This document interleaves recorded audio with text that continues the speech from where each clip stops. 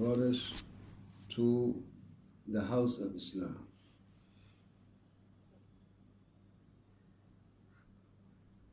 And this deen Allah subhanahu wa ta'ala has guided us to is in fact a system of success. It is a comprehensive, total, complete system of success for men, for women, for ins and jinns. To that degree that we believe and act in accordance with the orders of Allah and the way of His Nabi Sallallahu Alaihi Wasallam, we will be successful. And our status in Akhirah will be proportioned to the effort and struggle that we make in this world.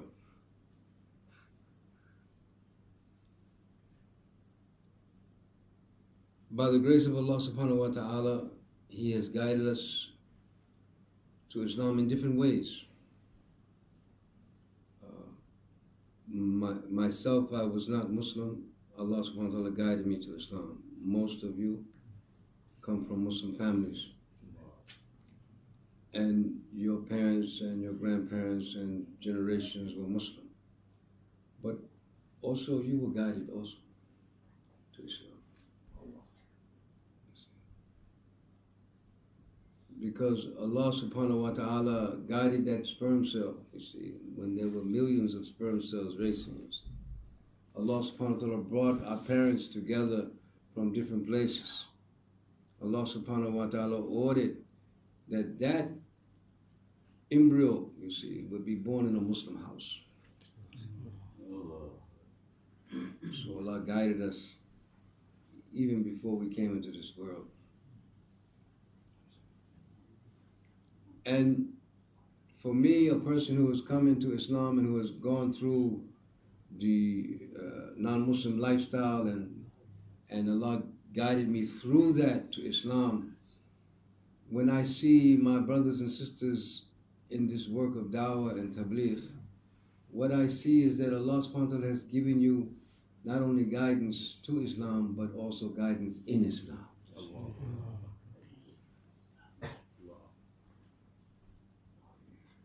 We say, Ihdina as-sirat al-mustaqim, sirat al-ladhina anamta alayhim, which means min al-nabiyyin, wa-siddiqeen, wa-shuhada, wa-salihin.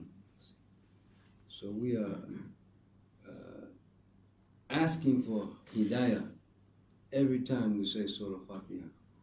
We're asking Allah subhanahu wa ta'ala to guide us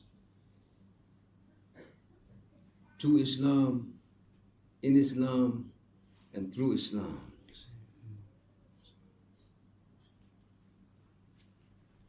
Because Allah subhanahu wa ta'ala has given us this great deen, this ni'mah of Islam. You see, وَكَفَهَا بِنِعْمَةٍ. This is sufficient. To have guidance in Islam is sufficient, meaning that a person will not need anything else. There's no need for anything, individually, collectively, mentally, physically, psychologically, economically, socially, personally, every aspect, total comprehensive package of guidance and success for the human being in this deen of Islam.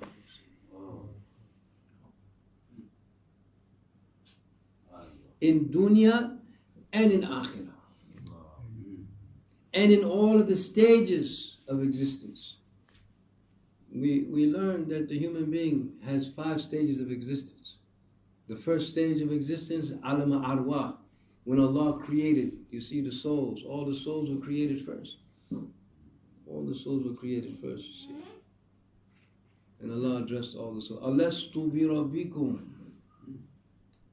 Alastu bi rabbikum qalu bala shahidna. Every soul acknowledge the rububiyyatullah subhanahu wa ta'ala at that time. In this world, whether they say they're Jew, they're Christian, they're Hindu, they're Buddhist, they're atheist, they're agnostic, whatever they say they are, every soul acknowledged at that time, at that place, at that junction, In that world, that Allah is Allah whom there is no other Allah.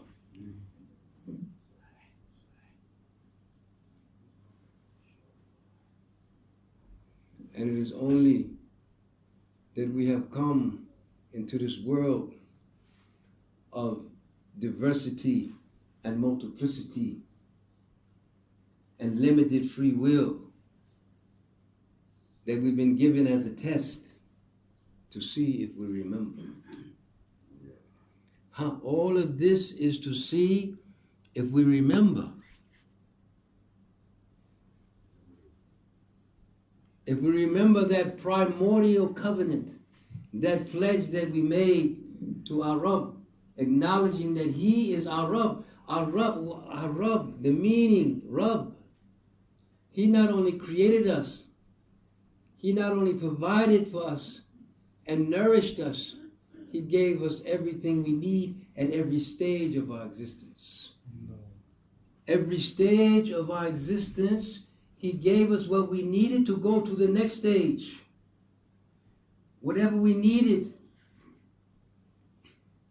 in the womb of our mother.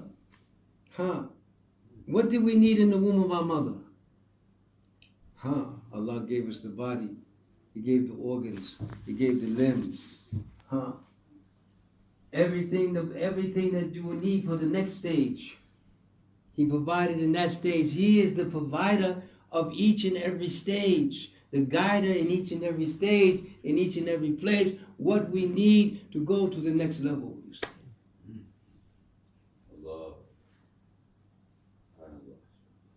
He put the love. Who put the love? He put the love in the heart of our mother. So she's up at night, worried. She won't sleep until you sleep. She won't eat until you eat. Who put the love in the heart of our father? He is out working, making effort to make sure there's house, the bills are paid, all the provisions are there. Who put the love in his heart? Allah subhanahu wa ta'ala. That is our Rabb. What we needed when we were toddlers, when we were small. You see. When we came out of the womb, what did we need then? Allah subhanahu wa ta'ala gave us the breast milk. You see. In the stomach we had the embryo, the one tube that provides everything. When we come out, Allah gave us two breasts, you see.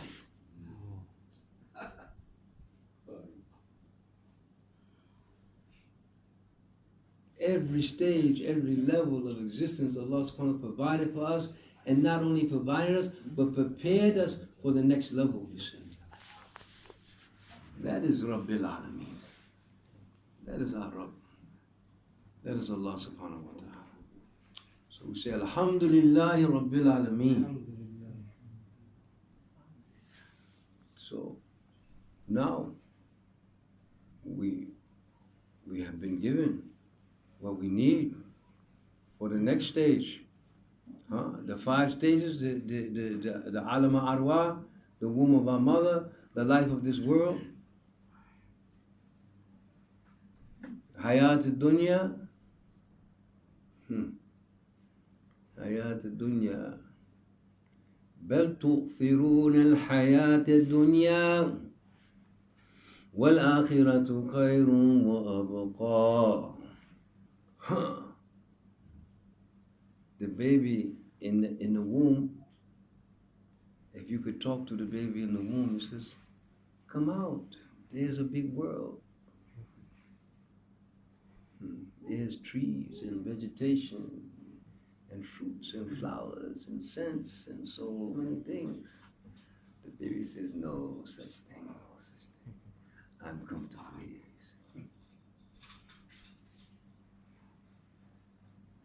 But the baby has to come out, willingly or unwillingly.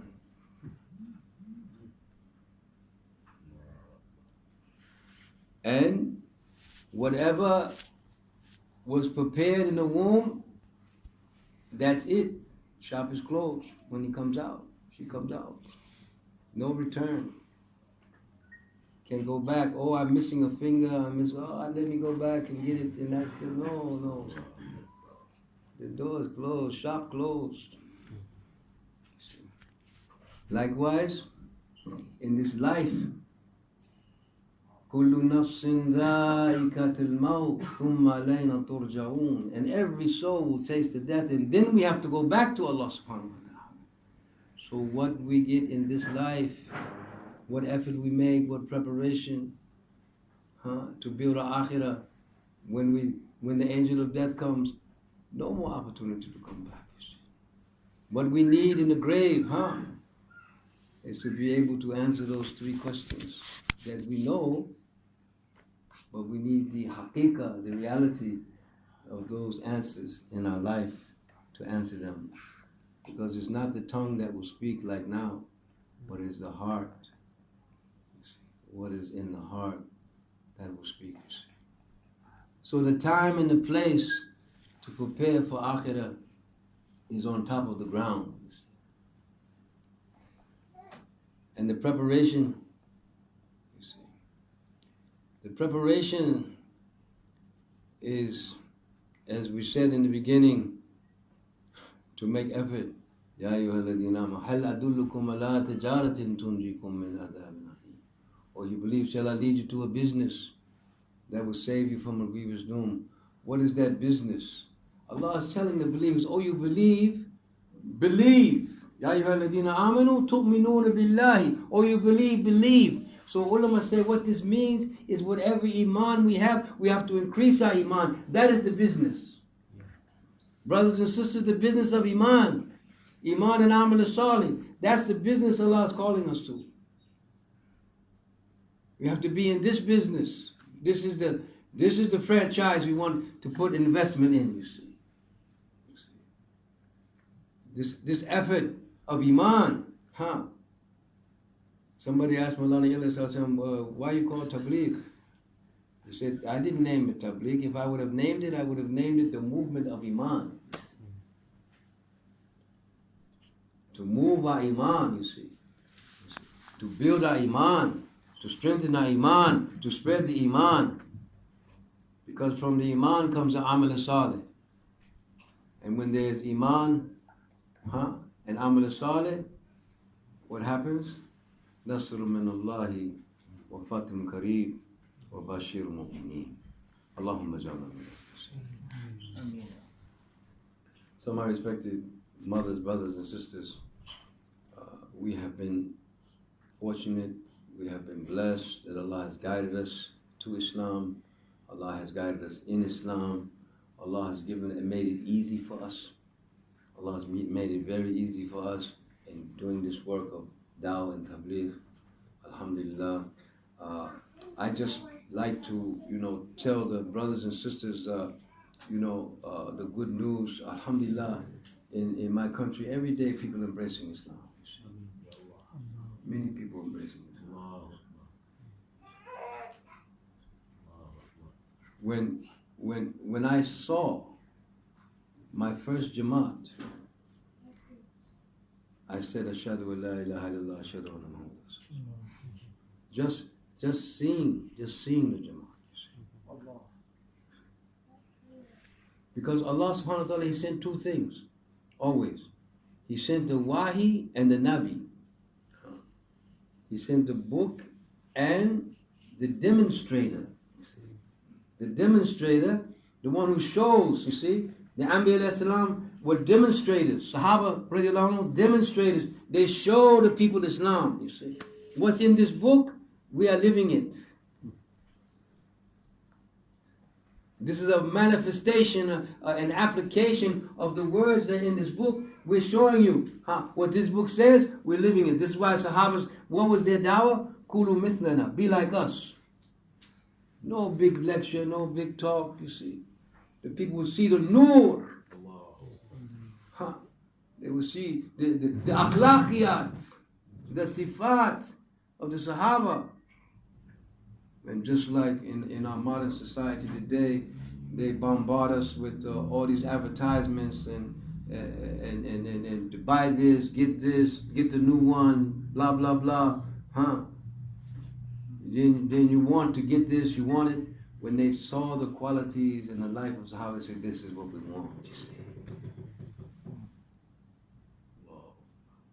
Why did people embracing Islam? Why did I embrace Islam? Why Why is this the means and the truth is because the hearts can find peace only in the remembrance of Allah. Allah bi dhikrillahi tatma'innul qulub. These material things that we have, they cannot bring the tranquility and the peace in the heart. They don't have the ability to do it, you see.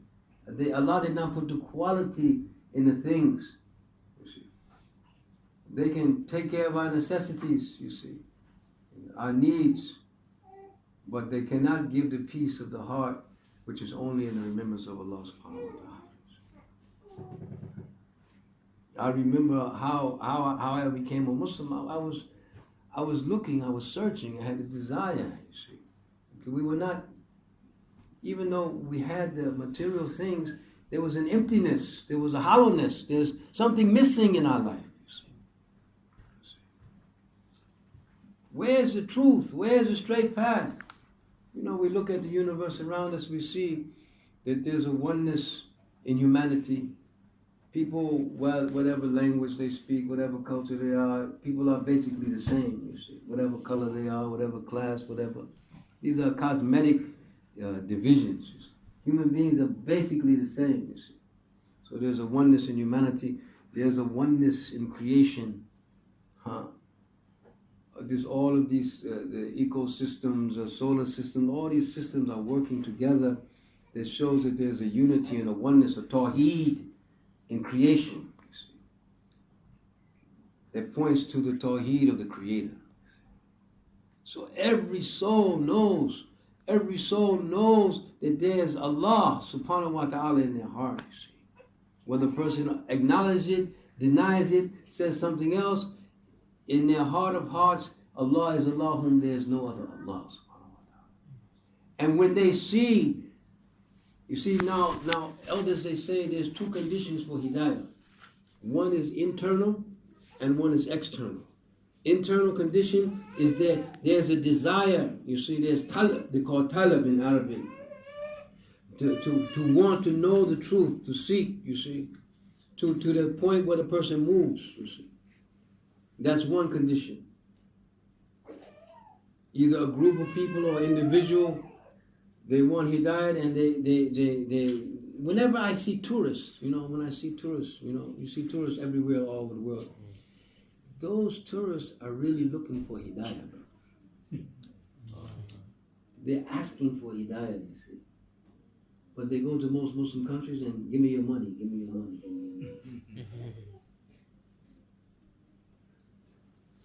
So this one condition is the internal desire for guidance, and the second condition is there has to be an individual or group of people making the effort of hidayah. We say the effort of hidayah because hidayah is only in the hands of Allah, but this is the system that Allah has given for hidayah, you see. There has to be the desire, internal desire, and there has to be the internal, external effort. The effort of ambil. This is why Allah subhanahu wa ta'ala says about this ummah, kuntum khayra ummatin ukhrijat linnas. Linnas. Because Nabi sallallahu alaihi wasallam is katib al-nabiyin. There are no more Anbiya alayhi salam coming. So even Isa alayhi salam, who's coming soon, he will be a follower of Rasulullah sallallahu alaihi wasallam.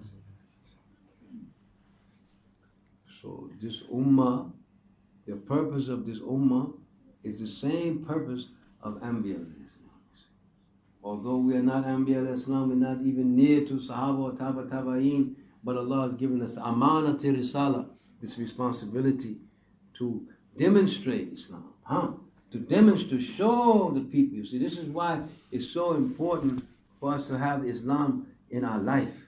You see, to show the people, let them see the deen in our life, because this is why Allah created this ummah, subhanahu wa ta'ala. So when these two conditions exist, then Allah subhanahu wa ta'ala sends hidayah. About 30 years ago, a Jemaah came to America from Pakistan. And in those days, people were not familiar with seeing Jemaahs. You know, there's something a little strange, maybe different. So, in America, I don't know what you have here, but in America, on the highway, they have two systems. There's a service area, and then there's a rest area. In the service area, there's gas and convenience store and everything. But in the rest area, there's just bathrooms and then a park like this, So this Pakistani Jemaah was traveling in America. I forgot where they were, but they stopped at a rest area. They stopped at a rest area, and so there happened to be a lot of non-Muslims there. So they organized themselves, and they called the adhan, and they made their wudu, and then they spread out the sufra, prayer rugs, called ikama, made their salat, and after they made the salat, they put out the sufra, and they had some of these big plates, so it was like 4 brothers in a plate, 3, 4 plates like this. They washed their hands first, and they started. Now the non-Muslims watching them the whole time. Watching, just looking at this whole scene, with amazement, what's happening here. So after they finished eating and started to leave, an American couple went up to them and said, "Who are you people? Where did you come from? What's going on?" So they said, we come from Pakistan, and we come here to meet the Muslims and to remind them of their responsibilities.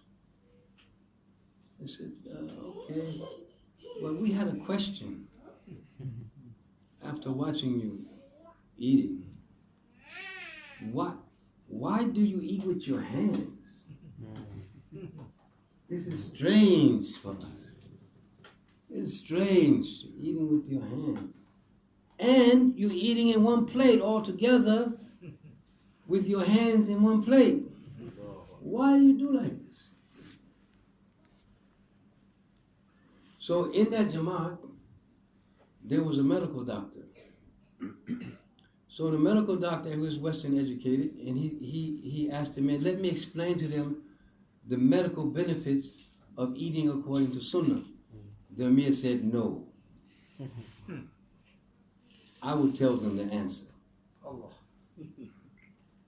The Amir said, "Our Nabi Sallallahu Alaihi Wasallam said, when we eat together in one plate like this, Allah increases the love in the hearts for each other." They said, "Okay. Where you going?" "We're going to the next city here." "Oh, we live in that city." "We're going to the masjid." "Oh, give us the address. Maybe we'll visit you like this." So a couple days later, the couple came into the masjid. And they said, "We want to become Muslim. We want to embrace Islam." So alhamdulillah, the Jemaah gave them Shahada, they became Muslim. Everybody says Takbir, Allah Akbar. Then they asked them, "What made you to come here and embrace Islam? We only talked about the food a little bit, So the couple said, "When you told us that your Nabi, your Prophet said, when you eat like this, out of one plate with your hands, after washing them like this, we went home and did an experiment." We did an experiment. We washed our hands, we got a big plate, we sat down, we put something down just like you did, and we ate our dinner the same way that you ate it.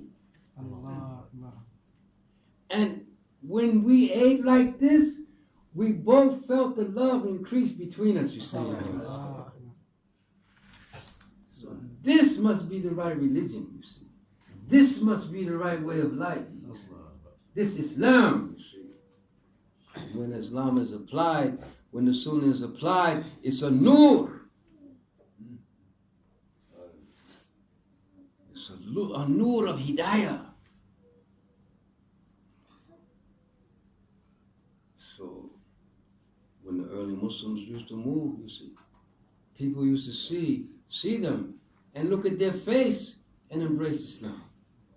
Somebody saw Abu Bakr make 2 rakats, and the quality of khushu' and khudu' in his salat, a non-Muslim said, Ashhadu an la ilaha illallah, Ashhadu anna Muhammadan Rasulullah. So all we have to do is show. All we have to do is show. When there's a case in court, a complainant and a defendant, the one who doesn't show, he lost the case. You see. He's absent, you see.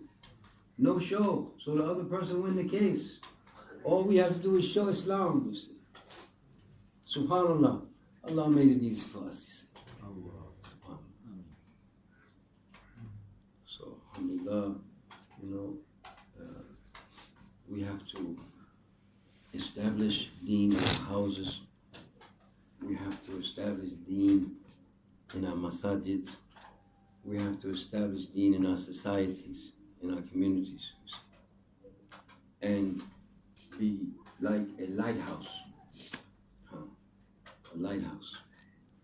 You know, in the city where I live in America, Boston, it's on the coast, on the East Coast.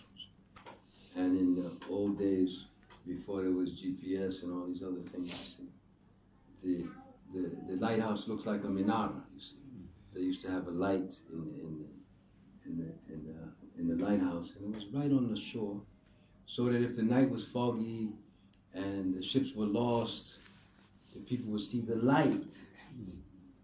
They would see the light, and they would know that the land and the safety is there. You see. So today, the people are lost in the fog of this modern dunya. Lost in the fog. These TVs and cell phones and computers is fog machines.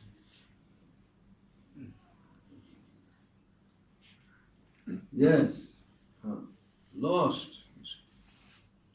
They don't know what is halal, what is haram, what is right, what is left, why I'm here, where I came from, what's going to happen in the grave.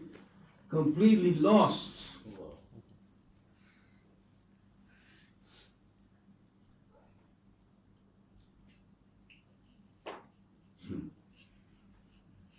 So, the spiritual light that is produced from the Nurani amal in the houses and in the masjids are like lighthouses for the people of this age, you see. People of this time, you see. So, all of the masajids in the world have to come on the pattern of Masjid Nabawi in the time of Rasulullah Sallallahu Alaihi Wasallam and the Khulafa Rashidin. That is the model for us. And all of the houses in the world have to come up on the pattern of the houses in Medina in the time of Rasulullah Sallallahu Alaihi Wasallam and Khulafa Rashidin. And all of the businesses in the world have to come on the pattern of the businesses in Medina, marketplace during the time of Nabi Sallallahu Alaihi Wasallam and Khulafa Rashidin. And all the cities should come on the pattern of Medina, Munawwara. This is the model. This is the model for all the people who want success in this. All of us have need, inshallah. So how we have to work, we have to make effort to establish the amal for the men in the masjid, the women in the houses, to make it shine, you see. Because there's brothers and sisters of Muslims dying every day without salat. There are Muslims dying without salat. What will be their condition in the grave? He said, one brother said last night, he said, you might see someone without a hand or without a foot or an arm, but did you see someone without a head? Did you see somebody without a head? Nabi Sallallahu Alaihi Wasallam says Salat is like the head in the body of Islam.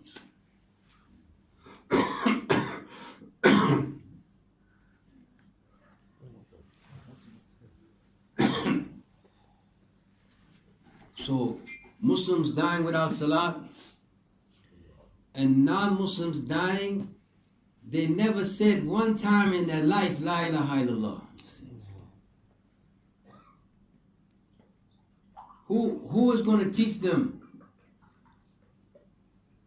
Who is going to teach them to say La ilaha illallah?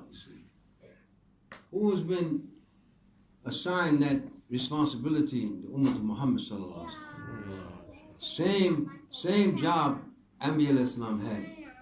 Ambil alayhi salam, what was their theme? Ya ayyuhan nas, qulu la ilaha illallah, tuflihu. O mankind, say la ilaha illallah and be successful.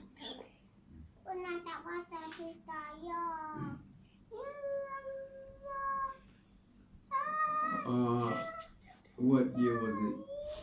I think it was 2002, after 9/11 in America. Another Pakistani Jemaah came and they walked from New York to Boston, 200 miles. And it was in the winter, it was cold. And I walked with them for about 100 miles. So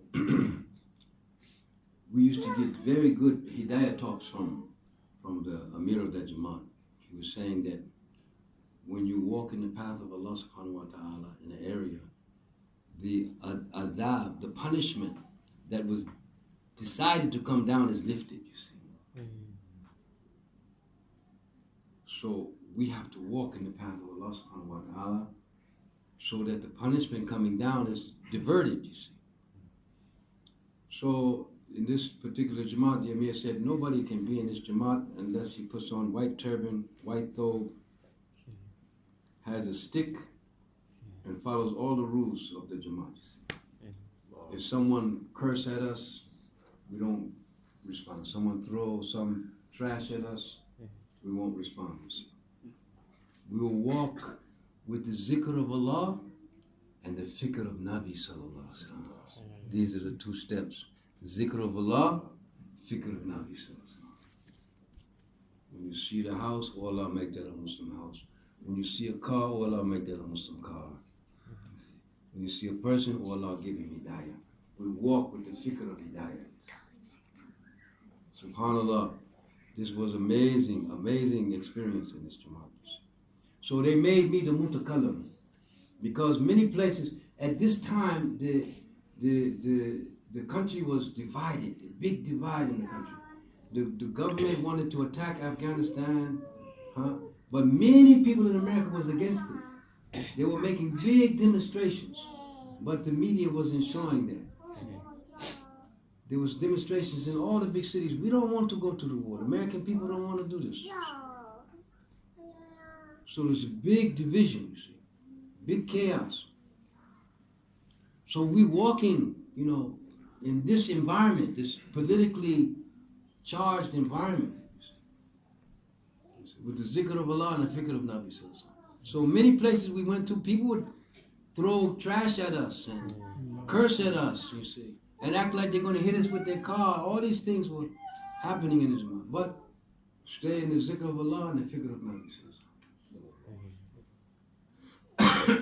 So I was the mutakallim, so many places they would call the police on us. So the police would come. So I live in Boston, Massachusetts, so when we crossed over from Hartford, Connecticut into Massachusetts, we were in an area and someone called the state police. So the state police came with their sirens on, and surrounded the Jemaah, and they come out of the cars with their hands on their guns, angry. What the hell is going on here? Who are you people? What are you doing? Turn red, you know. You say redneck, you know, they turn red, you say, with anger, you know, seeing us, just seeing us. So who speaks English here?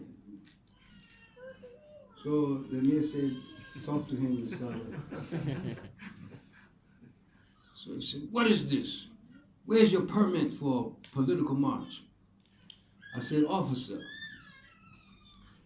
this is not a political march. This is a spiritual march. He said, what? What is a spiritual march? I said, a spiritual, we're walking for the guidance of humanity. Give me your identification. Still angry.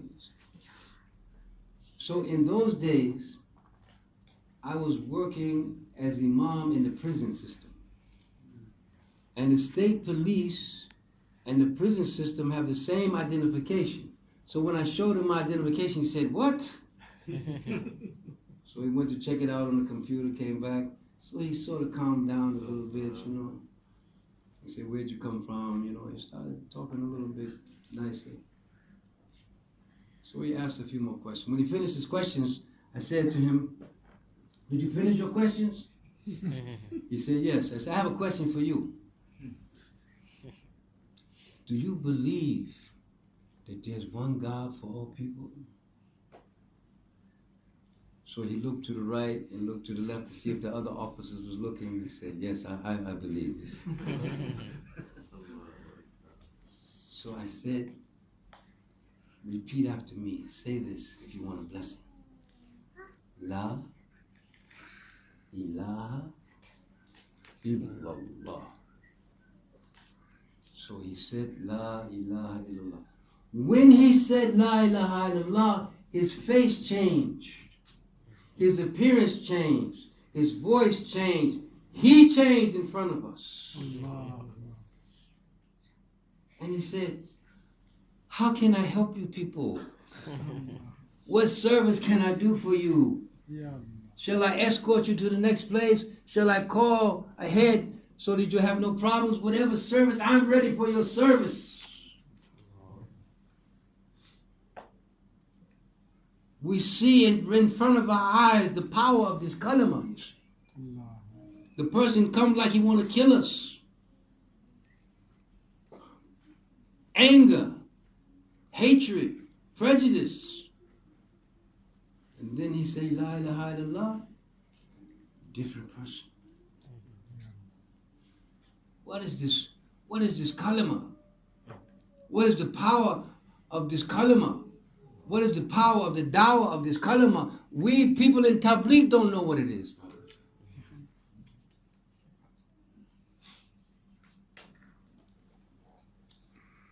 We have to do the dawah of La ilaha illallah.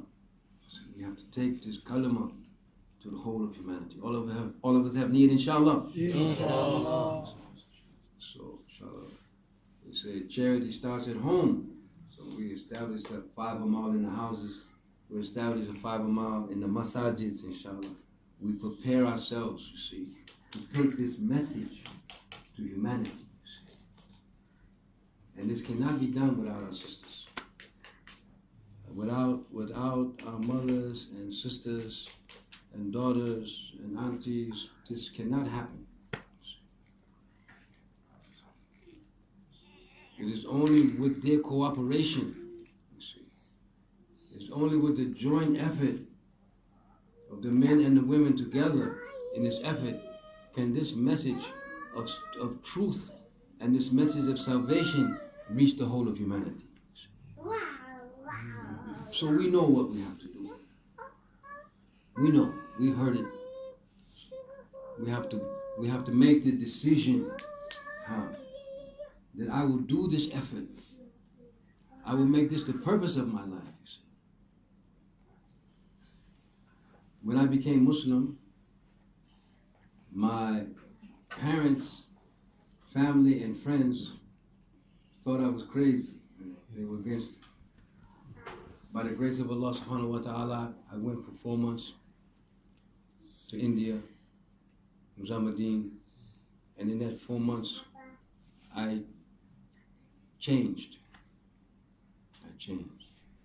So at the end of the 4 months, I didn't want to go back to America. I wanted to go in a madrasa and become alam, learn Quran and Arabic. But Hazrat Ji said no. Anam Hassan, he said no. You go back and you do dawah in America. So I didn't like that mashura, you know. But I swallowed it and I went back. I went back to my parents' house in America. When I came back, my grandmother from my mother's side, my father's side is American Indian and black, and my mother's side is Dutch from Holland. So my grandmother on my mother's side, she came to visit after many years. She was 87 years old. She got sick when I came from India. She was on a deathbed. When I saw her there on a deathbed, she said, La ilaha illallah. Then my mother, my father, my whole family became Muslims. And I said, SubhanAllah, who are those people in Muzammadin? How, if I'd have been in madrasa, you know, all this time, my parents died Muslim. SubhanAllah. You know, for people in that culture, in that society, in an old age to accept Islam is like a miracle. It's like a miracle. Hidayah is the miracle, brothers and sisters. Hidayah is the miracle. You look in the walk through the wall or walk on water. No, Hidayah is the miracle.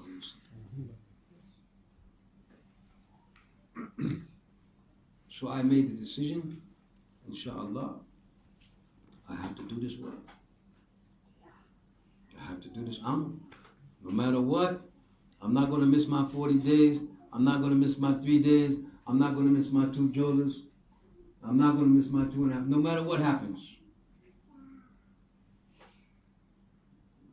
World War III, whatever it is, whatever happens, I'm doing this amal. Khalas. Made a firm intention. So then I was tested. I was tested. So I got married, and what happened is I had a profession. I was an artist, and I left that profession and just took any kind of job, any plain job, you see. And I was working in a bakery, and some people came from the city. They said, "Oh, we know that you were artists. We have a good position for you. You know, you can be the director of community center art. It's only 4 hours a day, and it's next to the masjid. City job. You know, good pay, benefits, everything. We want you to take the job." I said, "Okay, it's perfect for me." So after 3 months, big test. Now it's time for my 40 days. It's time for the 40 days now to go. So I make a request to go for 40 days. They say, "What? What is this? You just started the job. How you can go for 40 days? Not possible." So I made a second request. They said, "No."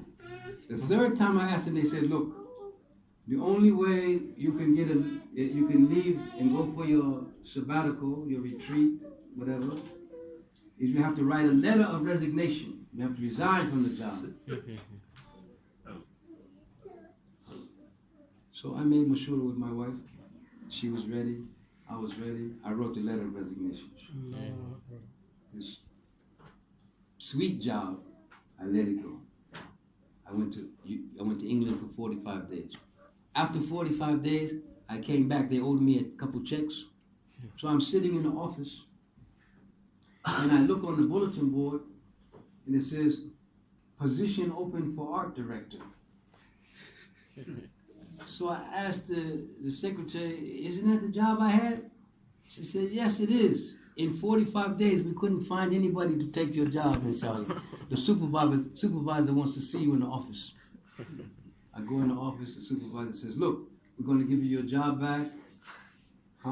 There'll be an increase in pay and increase in positions, and every year you take your 40 days off. Allah subhanahu wa ta'ala yaqul, in tansullaha yansurkum wa yuthabbit damakum.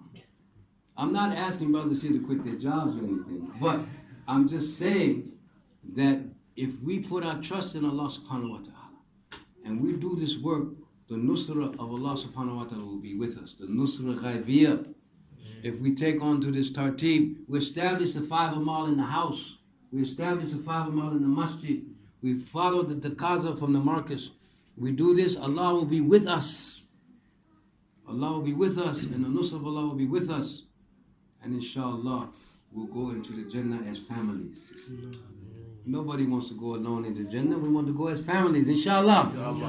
So we need, inshaallah, cash Jemaah from this talk today. We need cash Jemaah for 4 months, 2 months, 40 days, Masturat, min Jemaah. Everybody give their intention, inshaallah. Okay, so inshaallah, what's the intention of the brothers? Brothers have niyat, inshaallah? And some of the ladies are doing tashkil, they're writing the names also, inshaallah.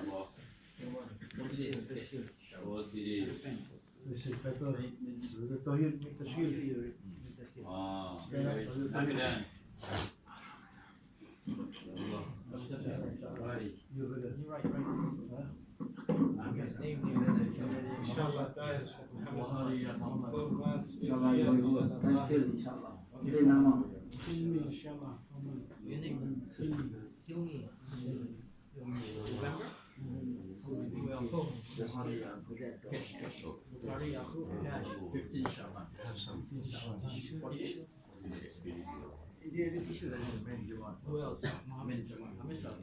2 months is only. November. Who else? Sulaiman, 2 months. Masturat. Yeah. When? Masturat. Anytime. Cash? Anytime.